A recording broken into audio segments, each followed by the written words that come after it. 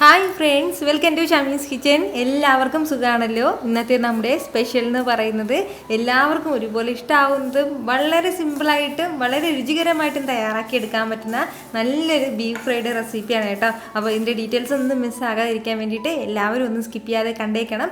കൂടെ തന്നെ ഈ വീഡിയോ ഒന്ന് ലൈക്ക് ചെയ്യാനും നമ്മുടെ ഷമീസ് കിച്ചൻ ചാനൽ ഇതുവരെയും സബ്സ്ക്രൈബ് ചെയ്യാത്തവരാണെന്നുണ്ടെങ്കിൽ പ്ലീസ് ഒന്ന് സബ്സ്ക്രൈബ് കൂടി ചെയ്തേക്കണേ. എന്നാൽ ശരി, നമുക്ക് വേഗം തന്നെ റെസിപ്പിയിലേക്ക് പോകാം. നമ്മുടെ ഈ ബീഫ് ഫ്രൈ തയ്യാറാക്കി എടുക്കുന്നതിന് മുമ്പായിട്ട് ഫസ്റ്റ് നമുക്ക് നമ്മുടെ ബീഫ് എല്ലാം ഒന്ന് വേവിച്ചെടുക്കണം. അപ്പോൾ കുക്കറിലാണ് ഒന്ന് വേവിച്ചെടുക്കുന്നത്. ഞാനിപ്പോൾ ഒരു കുക്കർ അടുപ്പത്തേക്ക് വെച്ചിട്ടുണ്ട്. അതിലേക്ക് ഞാനിപ്പോൾ 1 കിലോ അളവിലാണ് ബീഫ് എടുത്തിട്ടുള്ളത്. നന്നായിട്ട് കഴുകിയ ബീഫ് ഇതിലേക്ക് ചേർത്ത് കൊടുക്കാം. ബീഫ് ചേർത്ത് കൊടുത്തു കഴിഞ്ഞാൽ പിന്നെ ഇനി നമുക്കിതിലേക്ക് കുറച്ച് മസാല ആവശ്യമായിട്ടുണ്ട്. ഇതുപോലെ 1 സ്പൂൺ നിറയെ മുളക് പൊടി ചേർക്കുകയാണ്. കുറച്ച് എരിവും കുറച്ച് കളറൊക്കെ ഉള്ള മുളക് പൊടിയാണ്. നല്ല എരിവുള്ള മുളക് പൊടിയാണെന്നുണ്ടെങ്കിൽ ഒരു 2 ടീസ്പൂൺ അളവിൽ ചേർത്ത് കൊടുക്കാം. ഇതിനോടൊപ്പം തന്നെ ഒരു 1/2 ടീസ്പൂൺ അളവിൽ മഞ്ഞൾപ്പൊടിയും കൂടി ചേർക്കുകയാണ്. ഇത് രണ്ടും ആയിക്കഴിഞ്ഞാൽ പിന്നെ വേണ്ടത് നമ്മുടെ ബീഫിന് ഇത്രയും ആവശ്യമായിട്ടുള്ള ഉപ്പും കൂടി ഈ മസാല കൂട്ടുകൾ ചേർത്ത് കൊടുത്തതിന് ശേഷം നമ്മുടെ ഈ ബീഫെല്ലാം നന്നായിട്ട് തന്നെ ഒന്ന് മിക്സ് ചെയ്തെടുക്കാം.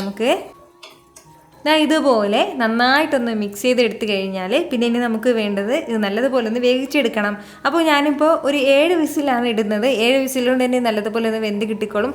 ചില ബീഫിനൊക്കെ കുറച്ച് വിസിൽ മതിയാകും. അപ്പോൾ അതിനനുസരിച്ചിട്ട് വേണം അത് നമ്മൾ ആ വിസിലൊന്ന് വെക്കാനായിട്ട്. ബീഫിന് എത്രത്തോളം വേവ് വേണമോ അതിനനുസരിച്ചിട്ട് നന്നായിട്ട് തന്നെ ബീഫെല്ലാം ഒന്ന് വേവിച്ചെടുക്കാൻ വേണ്ടി പ്രത്യേകം ഒന്ന് ശ്രദ്ധിച്ചേക്കണം. ബീഫ് വേവിച്ചെടുക്കാനും ആവശ്യമായിട്ട് പ്രത്യേകിച്ച് വെള്ളമൊന്നും നമ്മൾ ചേർക്കേണ്ട ആവശ്യമില്ല. ബീഫിൽ തന്നെ ധാരാളം വെള്ളം ഉണ്ടാകും. അല്ലാന്നുണ്ടെങ്കിൽ നമ്മൾ എക്സ്ട്രാ വെള്ളം ചേർക്കുകയാണെങ്കിൽ ആ വെള്ളം കംപ്ലീറ്റ് ആയിട്ട് വറ്റിച്ചെടുക്കേണ്ടി വരും. അതിൻ്റെ പേരിലാണ്. ബീഫ് ഒന്ന് വെന്ത് വരുന്ന സമയം കൊണ്ട് നമുക്ക് ചെറിയൊരു മസാല കൂട്ടും തയ്യാറാക്കിയെടുക്കാം. അപ്പോൾ അതിന് വേണ്ടിയിട്ട് ഞാൻ മിക്സിയുടെ ചെറിയൊരു ജാറൊന്ന് എടുത്ത് വെച്ചിട്ടുണ്ട്. അതിലേക്ക് ഇതുപോലെ ഒരു 10-12ഓളം ചെറിയ വെളുത്തുള്ളി അല്ലി ചേർത്ത് കൊടുക്കാം. അപ്പോൾ വലിയ വെളുത്തുള്ളി അല്ലിയാണെന്നുണ്ടെങ്കിൽ ഒരു 7-8 അല്ലി നമുക്ക് ആവശ്യമായിട്ടുണ്ട്. ഞാനിപ്പോൾ ഈ അളവിലാണ് ഇതിലേക്ക് ചേർക്കുന്നത്. കൂടെ തന്നെ പിന്നെ ഇനി നമുക്കിതിലേക്ക് വേണ്ടതാണ് ഇതുപോലെ അത്യാവശ്യം വലിയൊരു പീസ് അളവിൽ ഇഞ്ചി ഒന്ന് ചെറുതായിട്ടൊന്ന് അരിഞ്ഞെടുത്തിട്ടുണ്ട്. അപ്പോൾ അങ്ങനെ വലിയ പീസാക്കി ഇടരുത്, എങ്കിൽ പിന്നെ നല്ലതുപോലെ അരഞ്ഞു കിട്ടില്ല. അതിൻ്റെ പേരിലാണ്. ഇനി നമുക്കിതിലേക്ക് വേണ്ടത് കുറച്ച് വറ്റൽമുളകും കൂടിയാണ്. ഞാനിപ്പോൾ ഒരു 5 വറ്റൽമുളക് എടുത്തിട്ടുണ്ട്. എന്നിട്ട് 2 പീസാക്കിയിട്ടൊന്ന് കട്ട് ചെയ്തിട്ടിരിക്കുന്നതാണ്. ആ വറ്റൽമുളകും കൂടി നമുക്ക് ചേർക്കാം. ഇനി നമുക്കിതിലേക്ക് വേണ്ടത് കുറച്ച് കറിവേപ്പിലയും കൂടിയാണ്. അതും ചേർക്കുകയാണ്. കൂടെ തന്നെ പിന്നെ ഇനി നമുക്കിതിലേക്ക് വേണ്ടതാണ് ഇതുപോലെ 1 സ്പൂൺ നിറയെ കുരുമുളക് പൊടിച്ചതും കൂടി അതും കൂടി ചേർക്കാം. നമ്മുടെ എരിവിനനുസരിച്ചിട്ടുള്ള കുരുമുളക് പൊടി ചേർക്കാവുന്നതാണ്. കൂടെ തന്നെ ഒരു 1/2 ടീസ്പൂൺ അളവിൽ ഗരം മസാല പൊടിച്ചതും കൂടി. അപ്പോൾ ഈ ഒരു സമയം നമുക്കിതിലേക്ക് 1 സ്പൂൺ അളവിൽ പെരിഞ്ജീരകം കൂടി ചേർത്ത് കൊടുക്കാം. മുഴുവൻ പെരിഞ്ജീരകം. അപ്പോൾ ഞാനിപ്പോൾ ചേർക്കുന്നില്ല, ഓപ്ഷനിലാണ്, വേണമെന്നുണ്ടെങ്കിൽ ചേർക്കാവുന്നതാണ്. ഇനി ഇതെല്ലാം നമുക്ക് നന്നായിട്ടൊന്ന് അരച്ചെടുത്തിട്ട് വരാം. അരച്ചെടുക്കുന്നത് ഒരുപാട് ഇങ്ങനെ സ്മൂത്തായിട്ട് അരച്ചെടുക്കാൻ വേണ്ടി നിൽക്കേണ്ട. ചെറിയ രീതിയിൽ മാത്രം ഒന്ന് ചതച്ചെടുക്കുന്നത് പോലെ അരച്ചെടുത്താൽ മതിയാവും. ഈ ഒരു രീതിക്ക് ഞാനിപ്പോൾ ഇതെല്ലാം ഒന്ന് അരച്ചെടുത്തിട്ടുണ്ട്. നല്ലതുപോലെ സ്മൂത്തായിട്ട് ഇത് അരഞ്ഞു പോയിട്ടില്ല. ചെറിയ രീതിയിൽ ഇങ്ങനെ ചതഞ്ഞ് വേണം നമുക്ക് കിട്ടാനായിട്ട്. ഇതിലിപ്പോൾ ഒരു 7 വിസിലും വന്നിട്ടുണ്ട്. എന്നിട്ട് ആ കംപ്ലീറ്റ് പ്രഷർ ഇപ്പോൾ പോയിട്ടുണ്ട്. എല്ലാ പ്രഷറും പോയിട്ടുണ്ട്. ഇനി നമുക്കൊന്ന് തുറന്ന് നോക്കാം. നല്ലതുപോലെ തന്നെ നമ്മുടെ ബീഫ് എല്ലാം ഒന്ന് വെന്ത് കിട്ടിയിട്ടുണ്ട്. നല്ലതുപോലെ സോഫ്റ്റ് ആയിട്ട് കിട്ടിയിട്ടുണ്ട്. ഇനി ഇത് വേകേണ്ട ആവശ്യമില്ല. നമ്മളിതിലേക്ക് വെള്ളമൊന്നും എക്സ്ട്രാ ചേർത്തിട്ടില്ല എങ്കിൽ കൂടി ഇതിൽ ഇനിയും വെള്ളം ബാക്കിയുണ്ട്. 7 വിസിലിന് ശേഷം വെള്ളം ബാക്കിയുണ്ട്.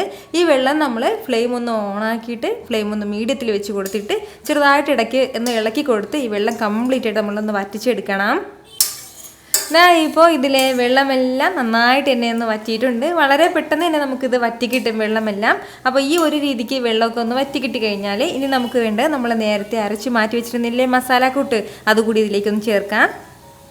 കൂടെ തന്നെ പിന്നെ ഇനി നമുക്കിതിലേക്ക് വേണ്ടതാണ് ഇതുപോലെ 1 സ്പൂൺ നിറയെ കോൺഫ്ലോറും കൂടി. അപ്പോൾ കോൺഫ്ലോർ നമ്മൾ ചേർക്കുമ്പോഴത്തേക്കും നല്ലൊരു കോട്ടിങ് കിട്ടും നമ്മളിത് പൊരിച്ച് ഫ്രൈ ചെയ്തെടുക്കുന്ന സമയത്ത്. അപ്പോൾ ഈ കോൺഫ്ലോറിന് പകരം നമുക്കിതിലേക്ക് അരിപ്പൊടിയും ചേർക്കാവുന്നതാണ്. 1 സ്പൂൺ നിറയെ അരിപ്പൊടിയും ചേർക്കാം. കോൺഫ്ലോർ ഇല്ലാന്നുണ്ടെങ്കിൽ മാത്രം, ഉണ്ടെങ്കിൽ ഇത് തന്നെ ഒന്ന് ചേർത്തേക്കണം.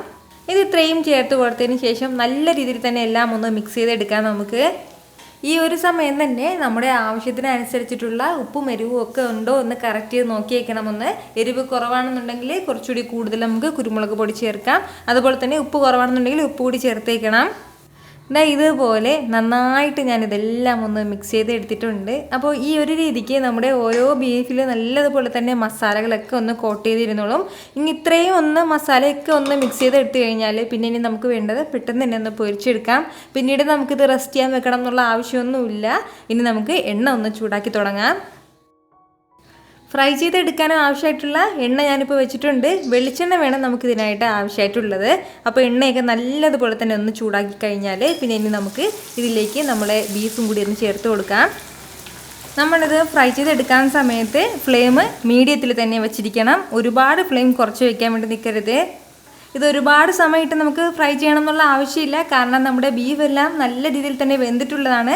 നമ്മുടെ മസാല കൂട്ടുകളൊക്കെ നന്നായിട്ടൊന്ന് മൊരിഞ്ഞ് കിട്ടണം. അതുപോലെ തന്നെ ബീഫിൻ്റെ പുറം ഭാഗം ലൈറ്റായിട്ടൊരു ക്രിസ്പി ആയിട്ട് വരണം. നമ്മൾ ബീഫ് ഫ്രൈ അങ്ങനെയാണല്ലോ, ചെറിയ രീതിയിലൊന്ന് മൊരിഞ്ഞിരിക്കില്ലേ, അത്രയും സമയം മാത്രം നമ്മളിത് എണ്ണയിലിട്ടൊന്ന് ഫ്രൈ ചെയ്തെടുത്താൽ മതിയാവും. നമ്മുടെ ബീഫിൻ്റെ കഷ്ണങ്ങളെല്ലാം ചേർത്ത് കൊടുത്ത ഉടനെ തന്നെ ഇളക്കി കൊടുക്കാൻ വേണ്ടി നിൽക്കരുത്. എങ്കിൽ പിന്നെ ഈ മസാലകളൊക്കെ എണ്ണയിലേക്ക് ഇങ്ങനെ പടർന്നു പോകും. അതിൻ്റെ പേരിൽ ഒരു 30 സെക്കൻഡ് ഒന്ന് സമയം കൊടുത്തതിന് ശേഷം മാത്രം നമുക്കൊന്ന് ഇളക്കി കൊടുക്കാവുന്നതാണ്. വളരെ കുറച്ച് സമയം മാത്രം നമ്മൾ ഇതുപോലെ ഒന്ന് ഇളക്കി കൊടുക്കുമ്പോഴത്തേക്കും നന്നായിട്ട് തന്നെ നമ്മുടെ ബീഫ് എല്ലാം ഒന്ന് മൊരിഞ്ഞിട്ടുണ്ടാവും. ഇനി കൂടുതൽ സമയം നമ്മൾ ഈ ബീഫിട്ട് മൊരിക്കേണ്ട ആവശ്യമില്ല. എങ്കിൽ പിന്നെ നല്ലതുപോലെ ഹാർഡായി പോകും കേട്ടോ. ഒരുപാട് സമയത്ത് നമ്മളിത് ഫ്രൈ ചെയ്യുകയാണെന്നുണ്ടെങ്കിൽ ഇപ്പോൾ തന്നെ നല്ലൊരു മണമൊക്കെ വരികയാണ്.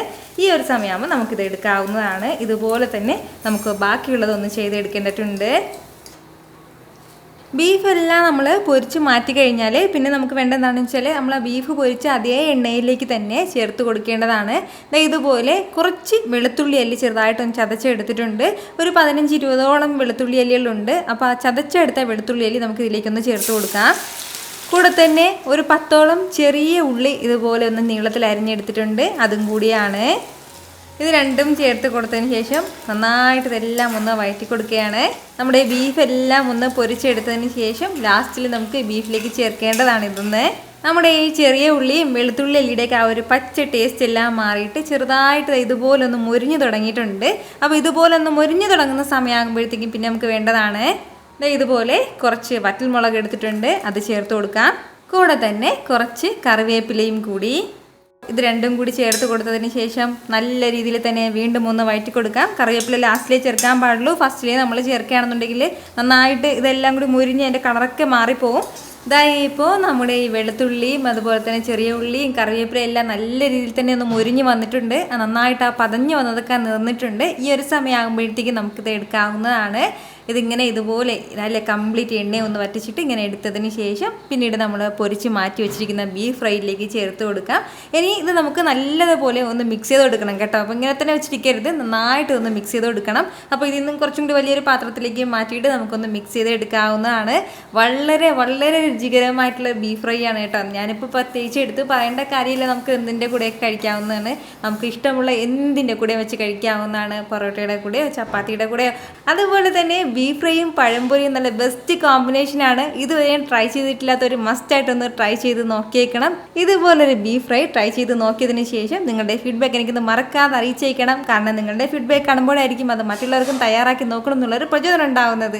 ഈ വീഡിയോ ഇഷ്ടമായാൽ ഇതൊന്ന് ലൈക്ക് ചെയ്യാനും കൂടെ തന്നെ നിങ്ങളുടെ ഫ്രണ്ട്സിനും ഫാമിലിക്കും എല്ലാവർക്കും ഒന്ന് ഷെയർ കൂടി ചെയ്ത് കൊടുത്തേക്കണം. ഇതുപോലുള്ള റെസിപ്പിക്ക് വേണ്ടിയിട്ട് ഷമ്മീസ് കിച്ചൻ ചാനൽ ഫോളോ ചെയ്യാനും സബ്സ്ക്രൈബ് ചെയ്യാനും ആരും മറക്കരുത്.